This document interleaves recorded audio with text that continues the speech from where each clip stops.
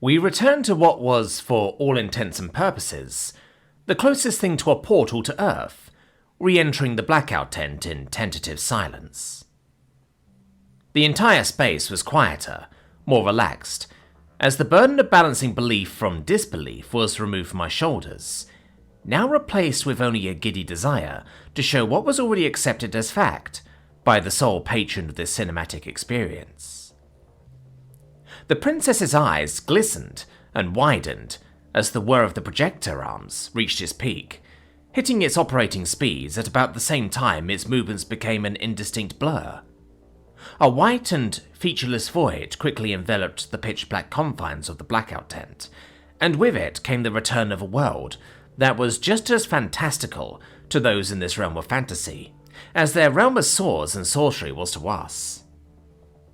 Chunk by chunk, the space was carefully filled in, the white void being replaced by the exact frame of view that we had ended on not a few moments earlier, the rooftop park. The surround sound audio, courtesy of Colby Digital, followed soon after, prompting the princess's feathers to ruffle, if only for a fraction of a second. "Sorry," I started off sheepishly. No, it's quite all right," Thacia responded promptly. "I'm assuming there's probably some sensory confusion going on, right? Judging by what Thalmin stated earlier, your sightseers seem to have the ability to replicate a truly fully immersive experience, meaning smell and physical sensation probably accompany sights and sounds." "That is correct, Emma," the Avenor nodded. "Which means only having some elements of the world, rather than all of it, is probably going to cause a bit of sensory confusion, such as in the case of hearing the wind without actually feeling the wind," I half pondered, more or less letting my thoughts take control of the conversation, if only for a moment, as Thacia confirmed my suspicions with another tactful nod. "Yes, however the physical senses are but one aspect of the disorientation stemming from a conflict of the senses. There is also the lack of a replicable mana stream to consider, which colours your sightseer in an almost lifeless haze," the princess explained, with a blunt honesty that was both surprising and refreshing in equal measures. "Well, there's not much I can do about that, I suppose, but thankfully it seems like the other two took it quite well, despite the shortcomings of the projector, and what's probably going to be seen by most as the reddest of red flags when it comes to the believability of the whole thing. The fact that the pair have had a full week of constant and unrepentant exposure to your mannerless artifices may have aided in the suspension of disbelief," Thacia reasoned. "Moreover, the delivery of information in a reductive and generalized manner, targeting the core controversies of a world of mannerless predispositions, more than likely worked out for the better.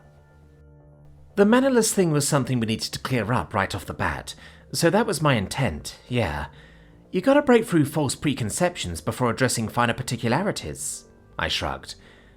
"But, reasoning aside, let's skip the business and work analytics to get to the heart of why we're here," I announced excitedly, gesturing to the skies above us, and the thin grey line that hovered above our heads ominously.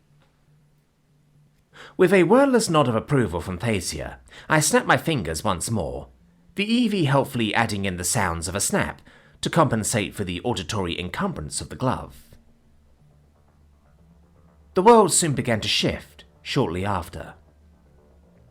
But instead of immediately swapping over to night, the Eevee chose to gradually shift the time of day hour by hour as the sun above us gradually began its journey across the skies, hopefully mitigating any sensory whiplash the sudden shift to night would have otherwise caused. This allowed the both of us to relax, as the white noise that was the city's constant hustle and bustle faded into the distance, superimposed instead by the wind chimes of the rooftop park. "Eevee, some music? Start playlist. Hi-fi beats to relax to, please." "Acknowledged." Soon enough, the wind chimes themselves were gradually replaced by the soft and cheery tunes of woodwinds and acoustic guitars, playing a cover of some 29th century pop song. The music started up in sync to the arrival of a faceless band, The integrated omnidirectional audio system, not simply playing the music over top of us, like some cheap 25th century hollow, but actually taking into account the perceived source of the music, and directing the audio accordingly.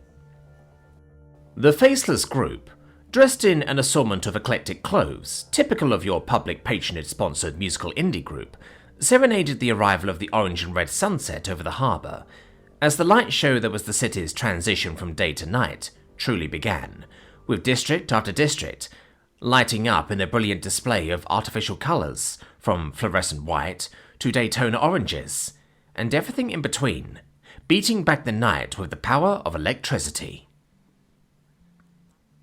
Thasia's eyes, while fixated on the skies above, occasionally looked over towards the recent additions to the scene, namely the band and the rapidly brightening city. But just before night properly fell, her eyes shifted towards one of the park benches, as she gestured towards it with a polite, amicable smile. "I don't suppose we can watch the sun setting from there, Emma?" I blinked rapidly, cocking my head in confusion. Unfortunately, the limitations of the projection means that everything you see isn't actually physically interactable. I paused, interrupted by another surge of mana radiation that was dutifully reported to me, courtesy of the newly implemented mana radiation notification hub. Thasia walked wordlessly soon after towards the bench, just to the right of us, and sat down. Her body actually making contact with the hologram. It took me a few seconds to actually figure out what was happening. But it didn't take me long to realize the clever use of magic here. And the strange marriage of technologically derived scenery and magically derived physicality that came together to add just that extra level of immersiveness that wouldn't have been possible before. "This is exceedingly clever, Thasia," I acknowledged with a smile, prompting the princess to simply crane her head towards me, nodding and gesturing at the empty space next to her on the park bench. "You know, I was almost going to suggest that we sit on the floor before you pulled this stunt." "That would have been completely unacceptable, Emma," Thasia responded, her tone bordering somewhere between being offended and openly chastising me for even suggesting that. But just as quickly as those words were uttered, so too did the follow-up come, lacking any of that royal indignancy that had come before. "Of course, you would not have known that to be unacceptable, given our cultural differences, so I do apologize for any insinuation of a lack of tact on your part." "None taken, Princess. I admit it would have been of extremely poor taste for me to have even offered that to a noble, let alone a princess no less," I responded with a cheeky smile. "So I do beg for your forgiveness, Your Grace," I offered out teasingly. Thasia's features visibly shifted at that, her feathers ruffling, and her gaze immediately averting from me, as if she'd been immediately flustered by that little jab. If she had cheeks to blush with, I was more than certain she'd have transitioned from bird of prey to cockatiel right about now, what with their signature bright orange and red cheeks. "I assure you, Emma, there is no need for such requests for amnesty. I truly did not wish to imply—" No, you're fine, Thasia. I meant that in jest," I interrupted with an awkward chuckle, raising both my hands up for added effect as I attempted to diffuse the very situation I'd incited. Though it was soon to become clear that wouldn't have been necessary at all, because the simple act of sitting down would more or less act as the off-ramp for this whole awkwardness, by bringing in some new awkwardness to focus on. As the moment I attempted to sit down on the seemingly solid bench, courtesy of Thasia's magic, I was met not by the reassuring sturdiness of a seat, but by nothing at all. My heart immediately dropped to my stomach. And before I could even properly react, I was hit with that familiar feeling you get when you miss a step on a flight of stairs. With it came the titular, "Oh shit, oh crap, oh no," followed not a half second later by a loud metallic ka-clank, as I just narrowly avoided hitting the rails just a helmet's length away from me. Thasia's flustered expressions immediately vanished, replaced instead by confusion, concern, and realization in that order, followed up closely in tow by an apologetic look of worry as she spoke. "I should have known." "No," I began, Picking myself up with little effort. I should have known, I offered with an awkward chuckle. Your suit is comprised up of a mana-resistant material, thus nullifying any pure mana-derived spells, Thacia surmised. Correct. Which explains why you simply fell through a telekinetically derived solid plane, the princess reasoned, as she conjured up something else entirely. Another mana radiation alert landed across my HUD. This one seemingly being completely novel. As the OG alert landed across my HUD, without being immediately relegated to the Shadow Realm, that was the notifications folder. Alert! Localized surge of mana radiation detected. 250% above background radiation levels. What? I turned towards the bench, which, visually, was indistinct from before. Testing out a theory, as it were, Emma, provided of course that you are willing to try again. I obliged with a curious nod of my head, sitting down once more, anticipating another fall which never came. Instead, by some miracle I felt resistance against my bottom half, though it was shoddy, and felt as if it'd give in at any second, which prompted me to switch tactics, as I attempted to force the suit to carry its own weight in this awkward position, spreading the load between this newfound cushion of air beneath me and the various actuators and locking mechanisms of my suit. I am using a physical intermediary, Emma, Thacia finally explained. Considering mana itself cannot affect you by virtue of your suit's mana-resistant properties, I elected instead to use a physical property shaped through mana, this being a pocket of air acting as a cushion beneath you. That explains why it feels real cushy and floaty. I'm assuming this is a new spell I haven't seen before, right? Air bending? I replied, prompting Thacia to nod, as we finally settled in just in time for the sun to fully set. With that awkwardness behind us now, we allowed the music from the band, the rustling of the leaves, and the various noises from the carefully tailored parkland creatures around us to usher in the arrival of the night. Both of our eyes were now transfixed, not on the city around us, but the skies that hung above us. As what Thacia had suspected, what her avian eyes had fixated on prior, finally peeked through the few stray clouds being simulated, his lights growing brighter and brighter the further into the night we went, until finally it revealed itself in all of its artificial glory. That thin grey line had, by virtue of the darkness of the night, transformed from a mere point of discrepancy sat against a cloudless blue sky into a fixture of the night itself.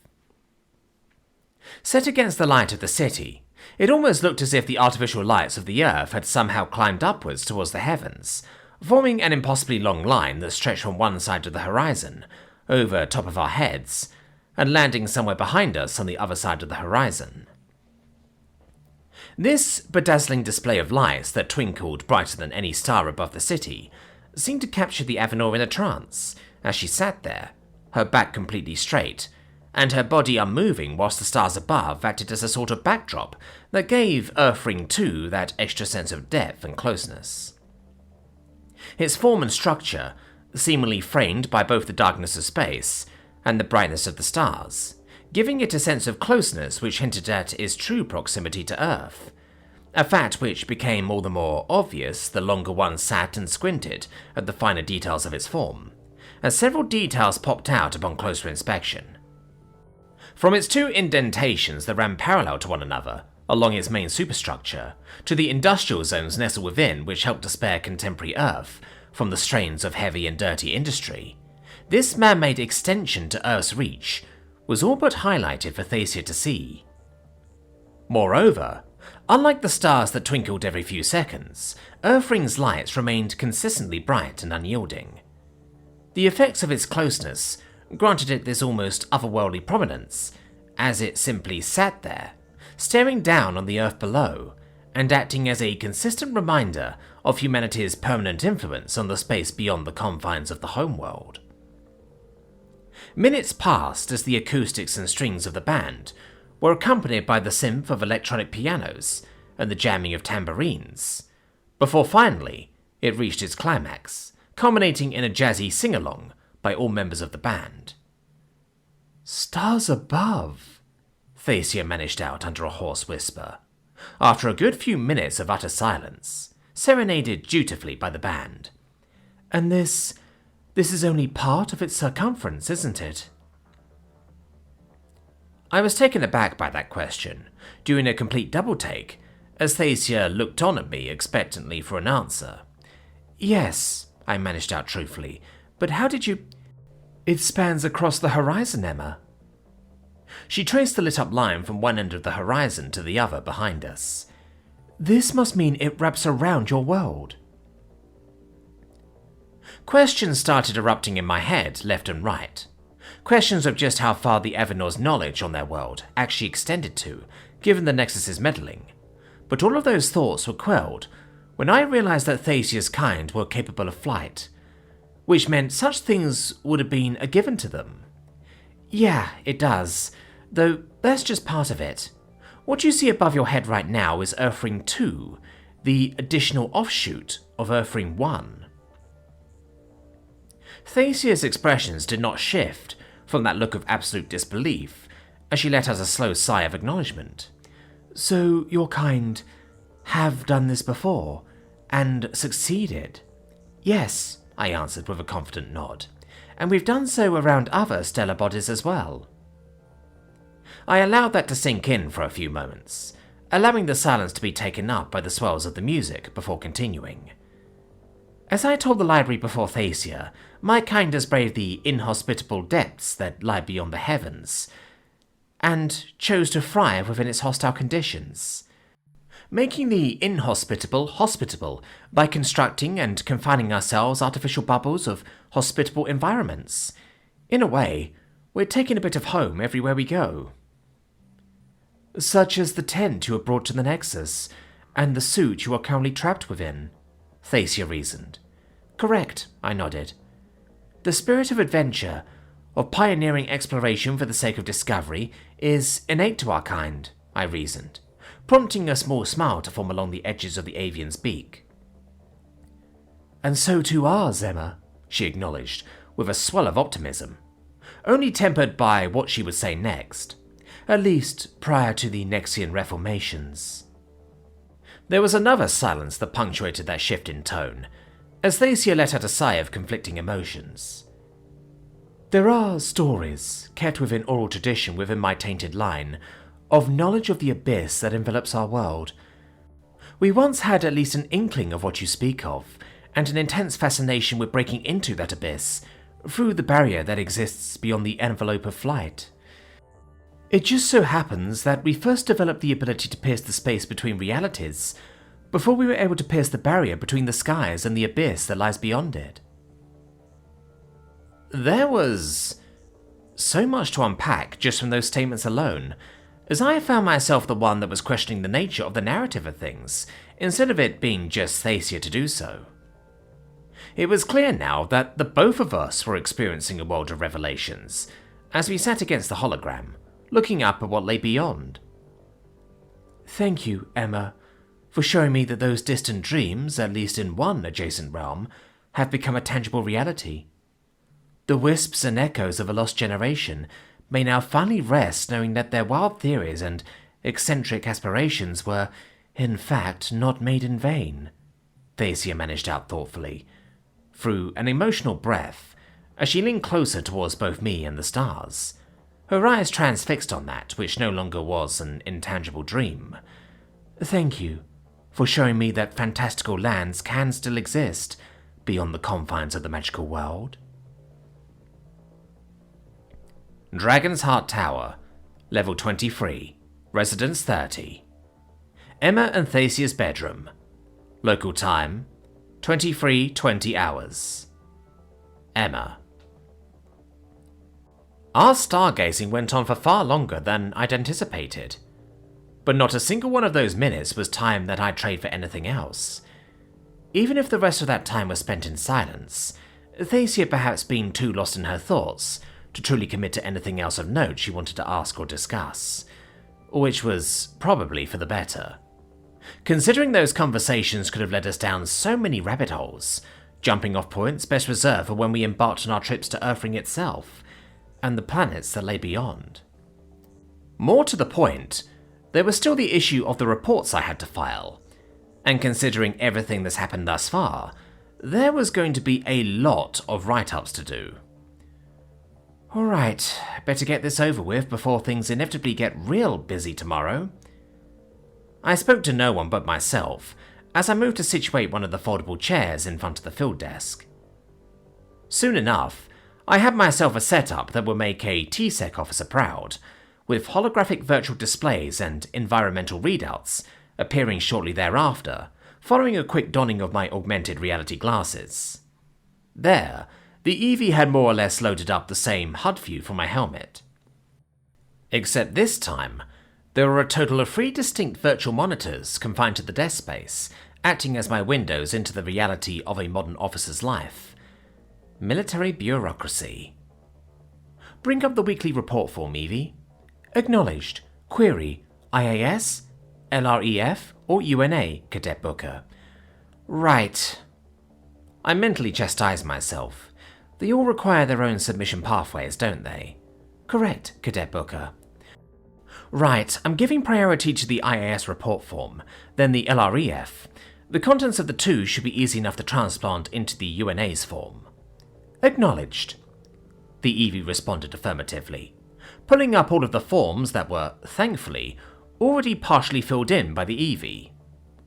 All of those sections consisted of the complex sensor readings and the pertinent scientific findings, accounting for a good 80 to 90% of the docs. And here I thought you'd refuse to help me, I teased, referencing the Eevee's response to my pleas for help with the reports from an earlier conversation at Sorosar's workshop. I was referring to what is explicitly the Mission Commander's section of the report, Cadet Booker. I nodded affirmatively at that. All that there was left for me to do now was to file in my section of the report, and perhaps review some of the datasets the Eevee had filled in. Alright, here goes nothing. Dear Diary, Cadet Booker, that is improper. I know. I was just joking around there, Eevee, I offered with a teasing chuckle, before deleting that affront to academic register and professional cadence, and beginning the real report. External Correspondence, UNSA, IAS, Mission Commander's Report beneath demarcated line. Preamble. Exo-reality threshold successfully crossed. Solo agent and de facto mission commander status is nominal. Refer to Eevee cross-analysis confirmation here. Mana-resistant equipment remains nominal. Contact established with designated handlers and representatives of the local authority. Local authorities belonging to the sole contact prior to mission onset, known as Nexus, to be preemptively and tentatively considered hostile, though full analysis is pending, and primary datasets to be compiled and compressed. Theft of the ECS was noted by a confirmed representative of the Nexus, and subsequent anti-tampering countermeasures were activated, following a failure to reclaim and defuse within the allotted time. New priority mission to take precedence. Reconstruction of the ECS utilizing local exotic materials. Discovery of new polities distinct and separate from Nexus has been made. Full details to follow within the report. New polities are to be referred to by the local designator Adjacent Realms.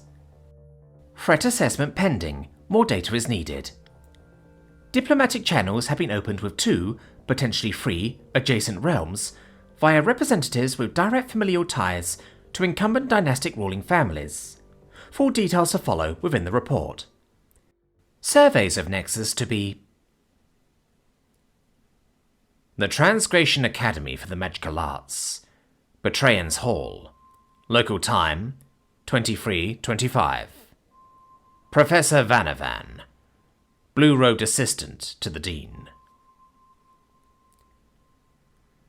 Determined at a later time, as per the grace and mercy of the enlightened deliberations of Her Excellency, Honorianus Frital, Captain of the Inner Guard, beholder of His Eternal Majesty's enlightened truth, and stedholder of the lands of the Eternal Rivers, I, As second to the Dean of the Transgression Academy for the Magical Arts, and to report on my personal and official experiences with the anomalous actor that shall henceforth be referred to as the Blue Knight, a moniker of convenience and not one of honor. My experiences with the Blue Knight have thus far been nothing short of exceptional. Exceptional with regards to her unconventional arrival. Exceptional with regards to her unconventional character. Exceptional with regards to her command of Hynexian. Exceptional with regards to her capacity for tenuous resilience, and her commitment to her oaths of loyalty, which remain, at least to my experience, the purest and most resolute. Exceptional as a result of her resistance in the face of overwhelming odds. Exceptional as a result of her anomalous proclivities. I shall refrain, as per my academic standing, and my reluctance to reach conclusions without the wisdom of my betters and my peers, from commenting on the true nature of these anomalous proclivities. For I know not the rumours of mannerless capabilities, born of unknown means, vested in the intent to do harm. I know only what I see, and report only on what I observe, with limitations stemming from those observations, being a fault of my own oversight. With that being said, it is important to note that the new Roma, what it is that... I stopped myself from writing any further, as I placed both my hands firmly on my head, squeezing my temples tight. The situation I now find myself in is one that I never wished to have happened. For the situation is delicate. The circumstances are unprecedented. The actors involved and the machinations at play are beyond a shadow of a doubt the very type I thought I'd eluded following my voluntary exile away from such a life. However, I would be remiss to say that the Transgression Academy for the Magical Arts was never not a hotbed of political activity. It was, for all intents and purposes, established with the intent of facilitating the budding relationships between adjacent realms, after all, with the careful and observant eye of the enlightened regime maintaining vigilance over every step. But it was never truly a battle map worth a Crowland's eye, for nothing truly reality-shattering ever happened or developed within the walls of this esteemed academy, making it the ideal place that I'd hoped would become my quiet and secluded slice of uncorrupted academia. This week changed that, and I am not prepared. I took a moment to step away from the papers that littered my desk, papers marked by the seals of institutions and the stamps of establishments that I wished never to associate myself with following the start of my tenure. My eyes all but glazed over at the sight of it all, my breath stuttering, and my heart remaining anything but calm before I attempted to regain focus, placing my sights instead on the room that lay before me. The lecture hall. My lecture hall. I breathed in, focusing on both the air which nourished my body and the manner which nourished my soul, as I allowed time itself to become the judge of the two worlds that threatened to tear me apart at the seams. The lecture hall was ready, with every inch of every surface polished and buffed to perfection. Spells born of my own creativity, making certain that no dust or foreign particle would besmirch the first impressions of an impressionable group of young minds. The only thing that will be impressed upon them will be the enlightened word of academia, and nothing else. I spoke to no one but myself, a pathetic habit that I'd grown accustomed to over the years, but a habit that kept me grounded, no matter the challenge that faced me. I began walking, my steel leather and Darwinian satin shoes generating a satisfying clack following each and every step I took, as I walked up and down the incline where each of the peer group desks sat. I walked further, now weaving through all the rows of desks from the very top of the hall to the very bottom, all the while rehearsing my lessons, all to the worrisome tune of a nagging, gnawing feeling of regrettable responsibility that all stemmed from that human knight clad in blue. The Earth Roamer, whom I failed. Her words following our brief and regrettable encounter immediately after the warehouse explosion still rang loud in my mind. You owe me an explanation. You owe me a lot more than that, even. Her screams of betrayal. You made a promise when I arrived that... of trust. having been ripped and torn. I stopped at the foot of my desk, looking up at the blackboard that stretched up high towards the ceiling, before settling down at my desk once more to complete that which needed to be done. That was until I heard the unlatching of the rear entrance, and the arrival of the black-robed professor's apprentice. "Professor," Lariel uttered with a tired, haggard breath, "your presence is required in the healing chambers." A pit quickly formed in my stomach, as if more could form given the circumstances. "Of course," I acknowledged, standing up and leaving the room without so much as another word uttered. My pace was brisk, and so too was the apprentice's as she tried to keep up, in spite of her recent injuries. "Professor, I must request a point of personal privilege." "Go ahead, Apprentice Lariel," I acknowledged.